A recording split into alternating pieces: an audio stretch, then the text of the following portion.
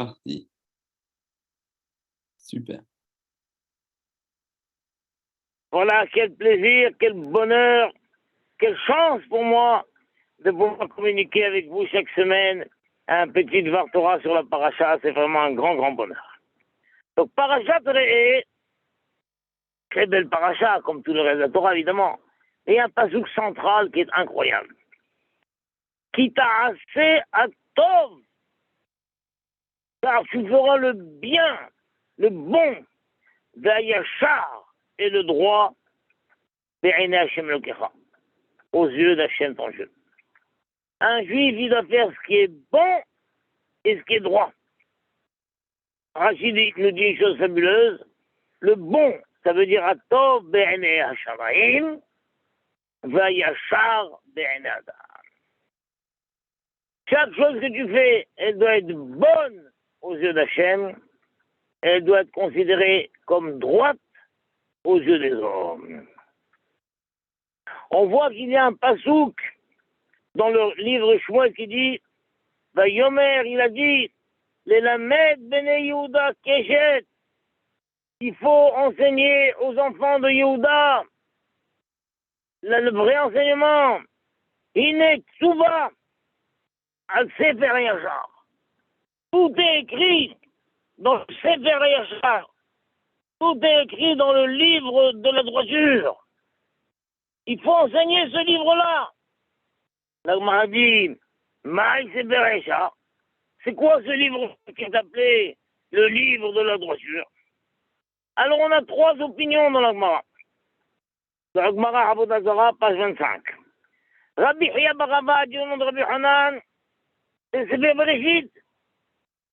Parce que là-bas, il y a la vie de Abraham, Yitzhak et Yaakov, qui sont appelés les gens droits. Il faut étudier la vie d'Abraham, Yitzhak et Yaakov, c'est des gens droits. C'est qu'on voit que même Bilham a dit, Tamut nafshi mot yesharim. Je rêve de mourir comme la mort des gens droits. Et que ma finalité soit comme eux.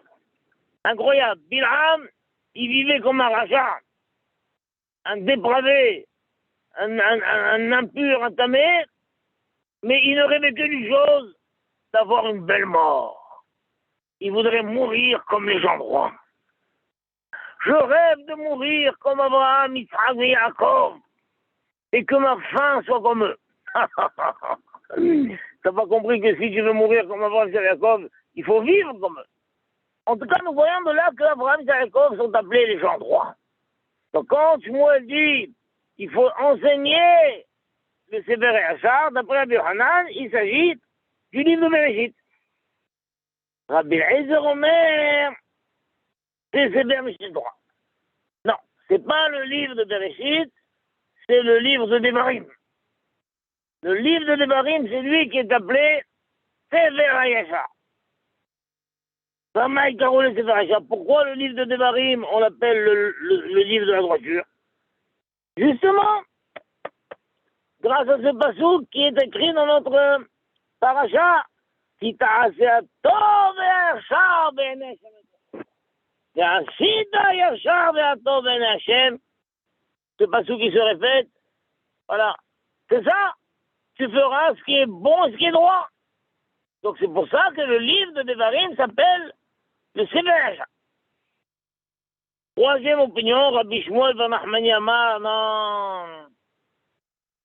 C'est pas ni Bereshit, ni Devarim. C'est Sefer Shoftim. Après la Torah, c'est ce qu'on appelle le Tanakh, Torah Nevi'im Ketuvim, a commencé la période des Nevi'im. Le premier livre, c'est le livre de Yoshua. Le deuxième livre, c'est le livre de Shoftim. Avant qu'il y ait un roi en Israël, le premier roi, c'était Shaoul HaMelech. Il y a eu une période à peu près de 500 ans où il n'y avait pas de roi, il y avait des Shoftim, des juges. Mais c'était une période là-bas, Dayamim Ahem, le passage dit, à cette époque-là, En Melech d'Israël, il n'y avait pas de roi en Israël.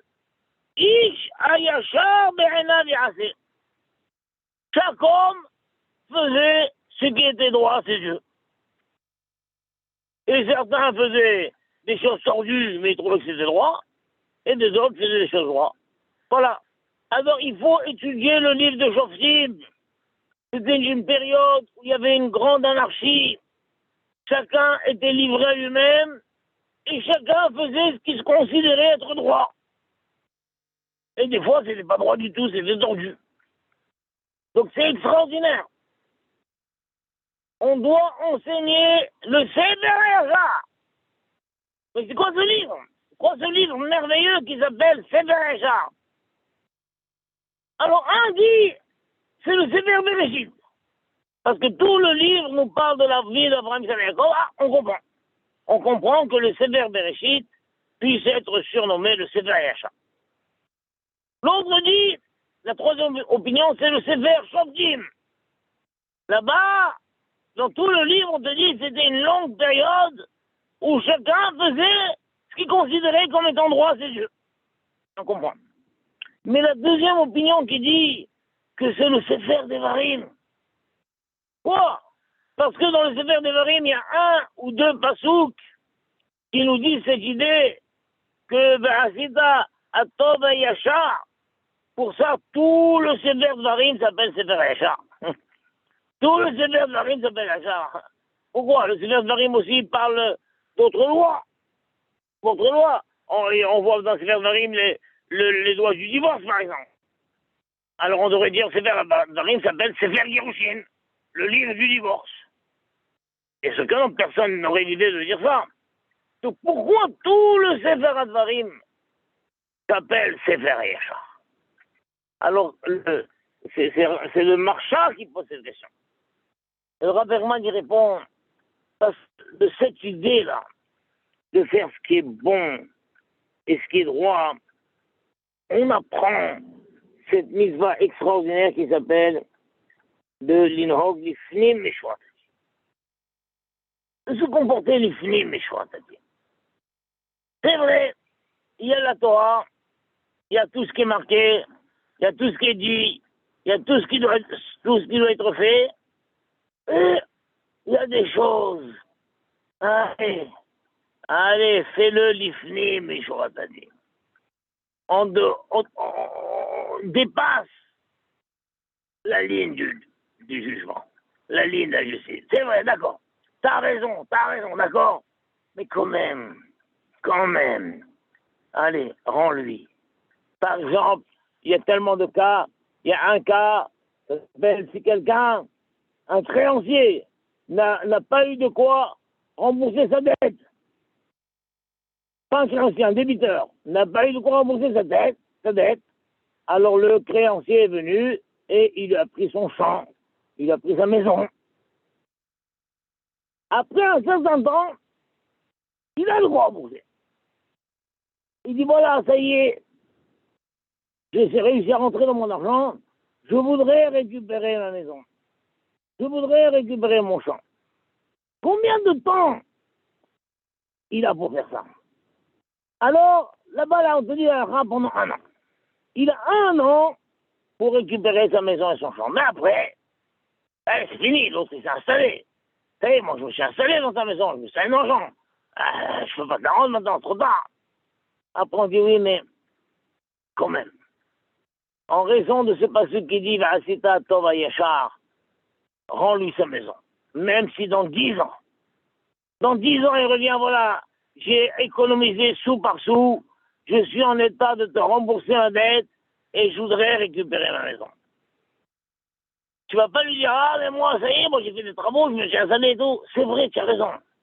Mais c'est sa maison quand même. Rends-la lui. C'est ça qu'on appelle l'ivlim mishuratati. Pareil, tu veux vendre un champ. Et tu as vendu le champ à quelqu'un. Le voisin du champ, il dit, oh, moi je savais pas qu'il était à vendre ce champ. Si j'avais su, je l'aurais acheté moi-même. C'était pour moi une occasion d'agrandir mon champ. Mais pourquoi tu l'as vendu sans prévenir?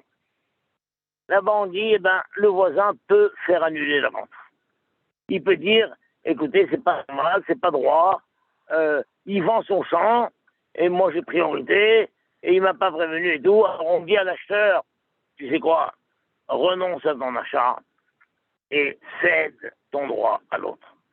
C'est ce qu'on appelle l'ifnim, Mishua. Donc c'est ce qu'on dit tout au long de la Torah. Il faut faire les 613 mitzvot. Mais il y a des fois des situations où il faut être capable de se dépasser. C'est pourquoi en vrai, ce pasouk, bien que le Sefer Dvarim, ce n'est qu'un seul pasouk, un ou deux pasouks, mais c'est une base essentielle. Ça recouvre tout le Sefer Dvarim. Il faut que tu aies dit ça, qu'il faut faire ce qui est bon aux yeux d'Hachem et ce qui est droit aux yeux des hommes. Ça bouleverse toutes les données. Arrête de dire, mais j'ai raison, mais la halakha dit que c'est comme ça, c'est mon droit, d'accord, c'est ton droit, tu as raison, d'après la halakha pure, tu as raison, c'est comme ça. Mais Hachem nous demande d'avoir l'esprit qu'il veut qu'on ait.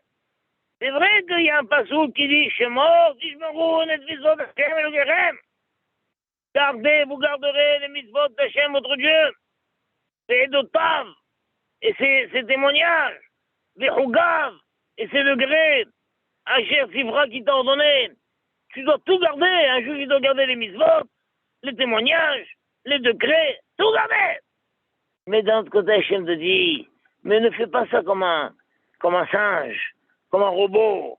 Il y a des situations où il faut céder à droite, à gauche, accommoder.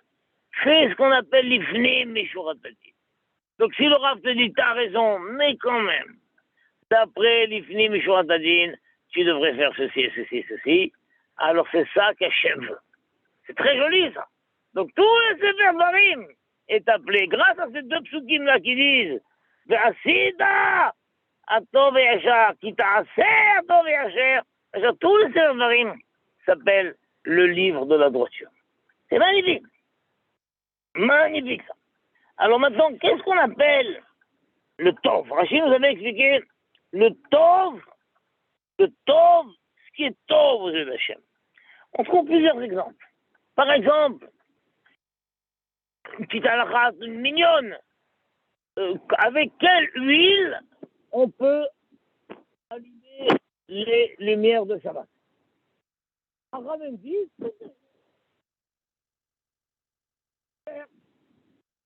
Rabbi Tarfon dit, En madlikin, et là, Beshemen Zaïdivat. On ne peut allumer qu'avec l'huile d'olive, c'est tout. Et on dit, ah bon, depuis quand ça là? Moi, je l'amène pas. Elle m'a dit pour allumer la même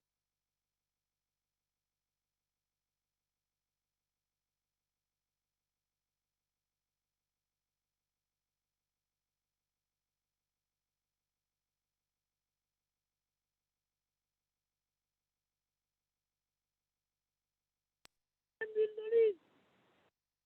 Donc, puisque j'ai vu qu'Hachem aime l'huile d'olive, ne peux pas me dire oui, non, mais ça c'est uniquement pour l'allumage de la menorah. Non, non. Je veux dire, chaque fois qu'on doit faire un allumage, je le ferai à l'huile d'olive. Je dois allumer les néros de Shabbat à l'huile d'olive. Je dois allumer les néros de Hanouka à l'huile d'olive. Il y en a qui ont l'habitude d'allumer un Rosh Chodesh à l'huile d'olive. On va allumer pour l'élévation de l'âme de quelqu'un à l'huile d'olive. On peut dire, j'ai vu qu'un germinaire. Et c'est comme ce que le Messie Karim dit. Quand un enfant aime son père, il n'attend pas que son père lui demande. Non. Si son père lui a fait une petite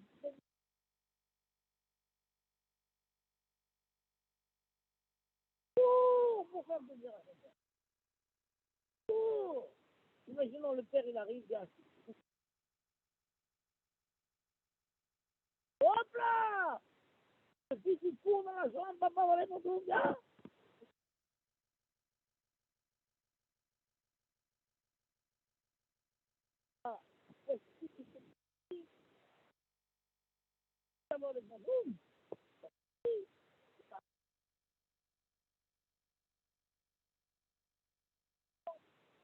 Et la prochaine fois, c'est même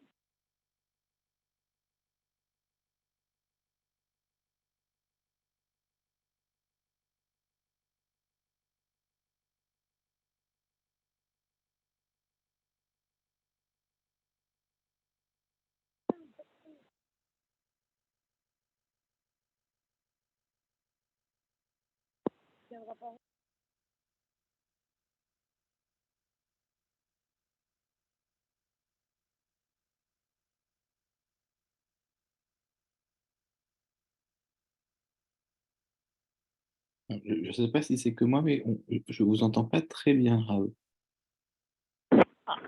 depuis le début, t'as pas entendu bien? Depuis Ah le non, début? non, que depuis une petite minute. Là, c'est bon, c'est revenu. Ah d'accord. Ah d'accord, C'est d'accord, parfait. très bien, très bien. Imaginons l'autre maintenant, il vient et dit, voilà, je te demande pardon. Alors il répond, je t'ai déjà pardonné. Parce qu'Hachem, il veut qu'on pardonne. Donc j'ai pas attendu que tu me demandes pardon.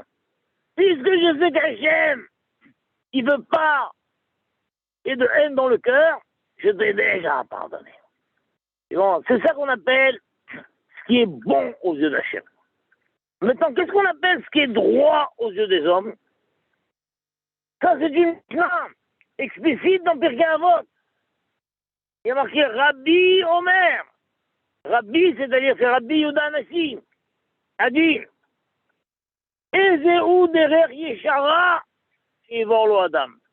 Quel est le chemin droit qu'un homme doit se choisir? Kol shei tiferet lehosea, tout ce qui est une splendeur pour celui qui le fait, les tiferet lo mina adam, et une splendeur de la part des hommes. Voilà. Il faut que quand tu fais quelque chose, pour toi ce soit bien. C'est quelque chose qui est bien pour ton équilibre. C'est bien pour ta personnalité. Mais il faut aussi que les gens trouvent ça bien. Que les gens disent, c'est vrai, c'est bien. Eh bien, c'est ça qu'on appelle quelque chose de droit aux yeux des hommes. Il y a plusieurs exemples comme ça. On voit que les élèves de Rabbi Israël Salanter sont allés pour fabriquer les matzot. Ils ont dit, Rav, à quoi doit-on faire particulièrement attention quand on fait les matzot? Il leur a dit, vous devez faire attention à ne pas crier à la veuve qui fait la pâte. Ne lui dites pas plus vite, c'est trop lent. C'est ça qui fait attention. C'est une pauvre veuve, elle a perdu son mari, elle travaille dur pour gagner sa subsistance. C'est elle qu'on a engagée pour faire la pâte des matzot. Eh bien, veillez à ce que ce soit dans les temps et tout, mais ne la bousculez pas, ne la stressez pas. Ça, c'est ce qu'on appelle droit aux yeux des gens. Pareil, lorsqu'on va, à l'époque où il fallait, il n'y avait pas l'eau courante. On allait puiser l'eau dans le puits pour faire Netilat Yadayim.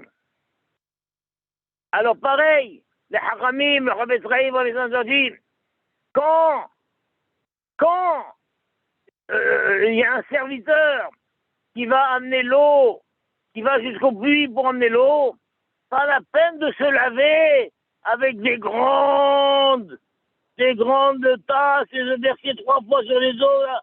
Non, c'est le minimum. Le minimum. Si tu es chez toi que tu as de l'eau courante, lave-toi avec autant, tu peux mettre un litre, 10 litres d'eau, fais ce que tu veux. Mais quand c'est un serviteur qui amène l'eau, c'est le minimum.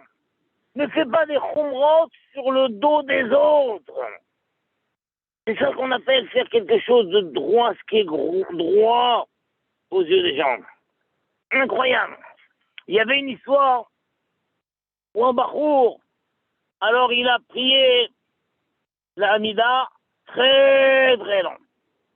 Très très long. Normalement, les Hachamim disent que le temps moyen de l'Amida, c'est 7 minutes. 7 minutes, c'est correct. En dessous, c'est un peu trop rapide. Au-dessus, c'est un peu trop long.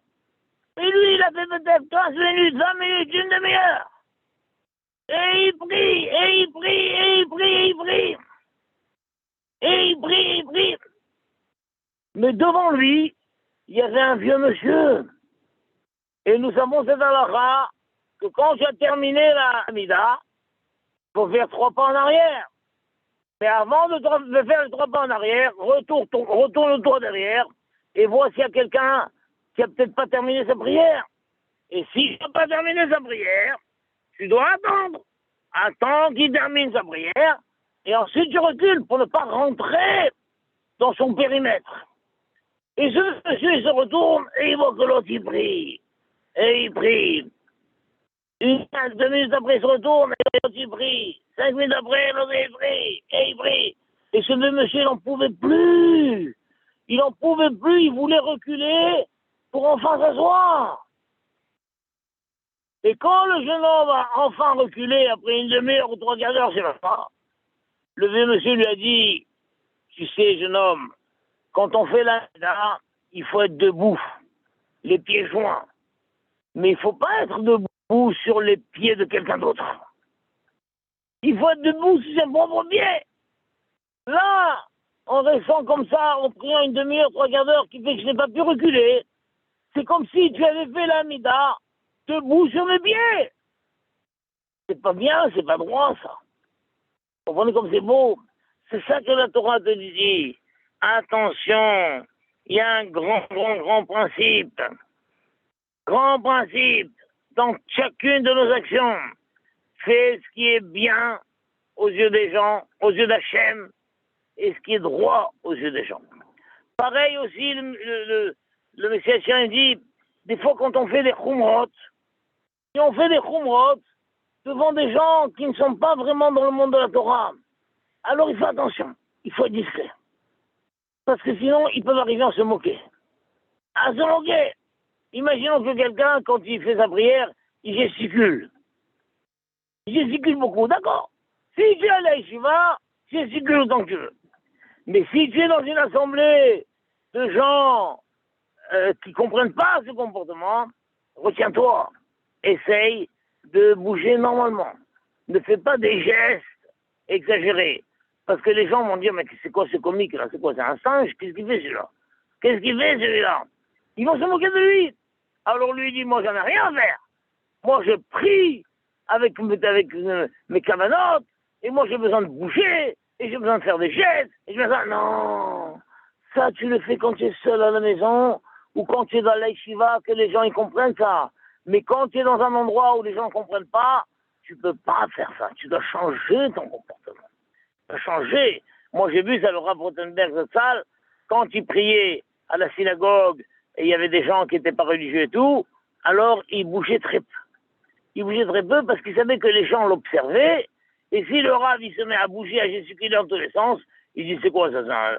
C'est un comique ça, c'est un singe. Voilà, donc ça c'est le grand principe. Le grand principe qui nous dit la Torah.